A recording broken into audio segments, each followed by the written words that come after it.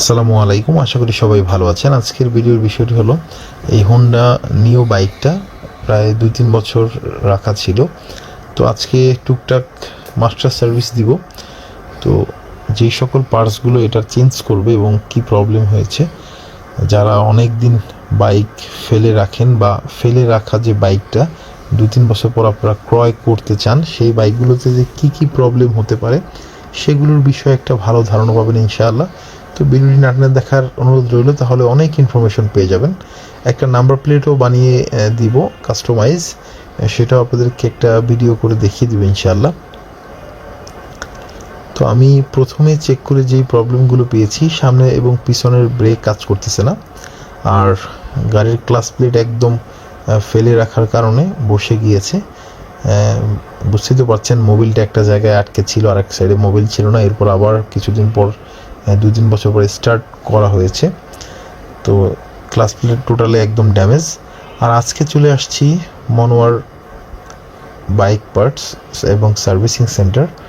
যেহেতু রাস্তার কাজ চলতেছে, ধুলায় সাইনবোর্ডের লেখাগুলো আটকে গিয়েছে। তো সামনে চাকার ব্রেক শু চেঞ্জ করব। আর ভিতরে ড্রামের অবস্থা মোটামুটি ভালো, একদম ভালো কন্ডিশনে নেই। যেহেতু বিকাল টাইমে আসছি বাইকটা নিয়ে সার্ভিসিং করার জন্য, তাই লেদ বন্ধ আছে। এজন্য চিন্তা করলাম যে যেই অবস্থায় আছে আপাতত চলবে, ব্রেক শু পরিবর্তন করে নেই। সামনে চাকার অরিজিনাল হোন্ডার ব্রেক শু লাগিয়ে দিব আর কি। আর পিছনের চাকার ব্রেক শু যেই অবস্থায় আছে চলবে। তো সামনের চাকার ব্রেক শু হোন্ডা অরিজিনাল নিও সেম ব্র্যান্ডের ব্রেক শুর প্রাইস হলো 460 টাকা। আপনাদেরকে আমি প্রত্যেকটা পার্টসের প্রাইস ডিসক্রিপশন বক্সে লিখে দিব এবং বলেও দিব, যাদের প্রয়োজন তারা দেখে নিতে পারেন ডিসক্রিপশন বক্স। আর যদি কোনো ইনফরমেশন আপনাদের প্রয়োজন হয়, অবশ্যই কমেন্ট বক্সে কমেন্ট করবেন, তাহলে আমি রিপ্লাই দেওয়ার চেষ্টা করব ইনশাআল্লাহ। তো সামনের ব্রেক শু চেঞ্জ করা হয়েছে এবং এই যেই গার্ডটা আছে এটা কাদা সিটে আর কি ইঞ্জিনে লাগে এবং পায়ে লাগে, সেই জন্য এই গার্ডটা যারা কমিউটার বাইক চালায় তারা ব্যবহার করে। আর এই সামনের নেমপ্লেট যেটা, এইটা আর উপরের স্টিকার দুইটাই লাগিয়ে দিব। সামনে এটা প্লাগ অ্যান্ড প্লে লাগানোর জন্য ব্যবস্থা আছে, লাগানোর পর আপনাদেরকে দেখিয়ে দিব ফাইনাল লুকস। সামনে একদম খালি লাগতেছে, যেহেতু এটা একটা কমিউটার বাইক তো একটু সাদা মাঠাই থাকে। তো আপনি আপনার মতো বিল্ড করে নেবেন, আপনি যে কোনো ব্র্যান্ডের বাইক চালান না কেন, তাহলে একটি ভালো সার্ভিস আপনি পাবেন ইনশাআল্লাহ। ভালো সার্ভিসিং যদি আপনি করে নিতে পারেন, তাহলে ভালো সার্ভিসও আপনি পাবেন।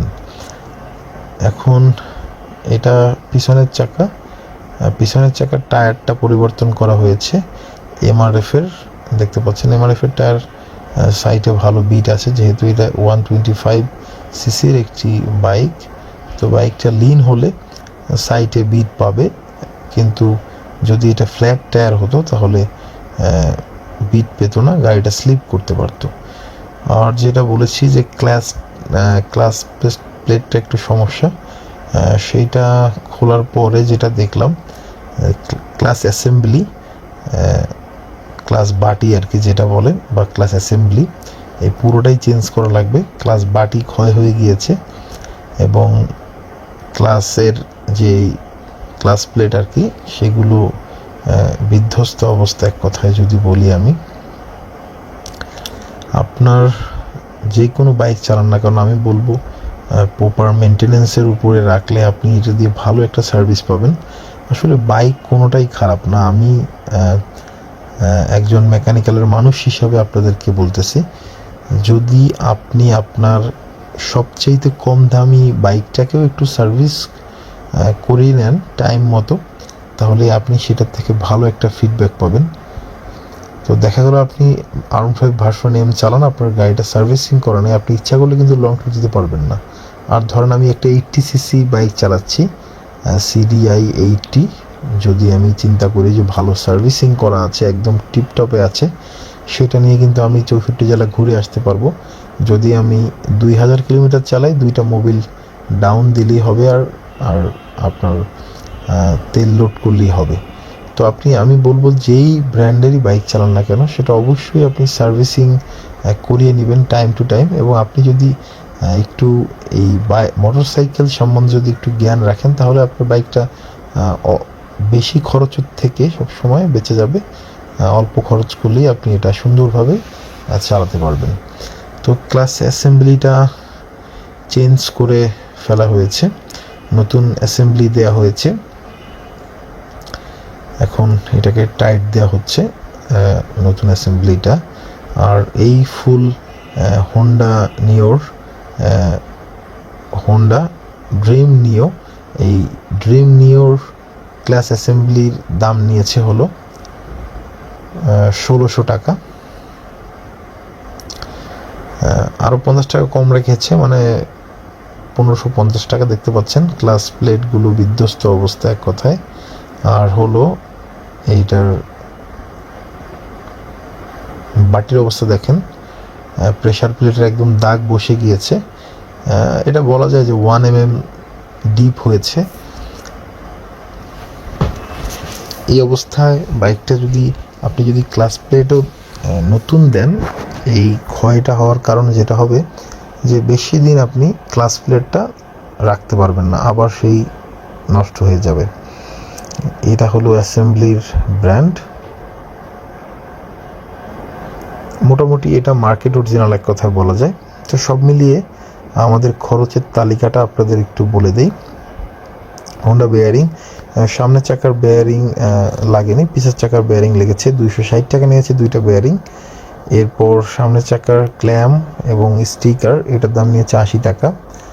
ব্রেক শুর দাম নিয়েছে 400 টাকা, আপনাদেরকে বলেছিলাম। সামনে যে ইঞ্জিনের সামনে যে রাবারটা দিয়েছি, ওইটার দাম নিয়েছে 60 টাকা। এরপরে 2টা নাট দিয়েছে ছোট, ওইটার দাম নিয়েছে 50 টাকা। নাম্বার প্লেটের ক্ল্যাম 200 টাকা। তারপর নিয়েছে হলো মোবিল 450 টাকা। RCB grip 350। তারপর আর 2টা নাট দিয়েছে, ওটার দাম নিয়েছে 80 টাকা। এরপর হলো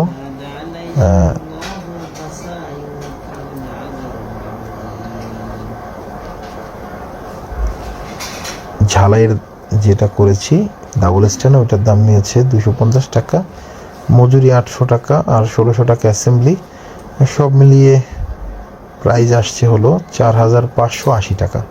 তো ভিডিওটি কেমন লাগলো অবশ্যই জানাবেন কমেন্টে। আর যদি ভালো লেগে থাকে লাইক, কমেন্ট, শেয়ার, সাবস্ক্রাইব। আসসালামু আলাইকুম, আল্লাহ হাফিজ।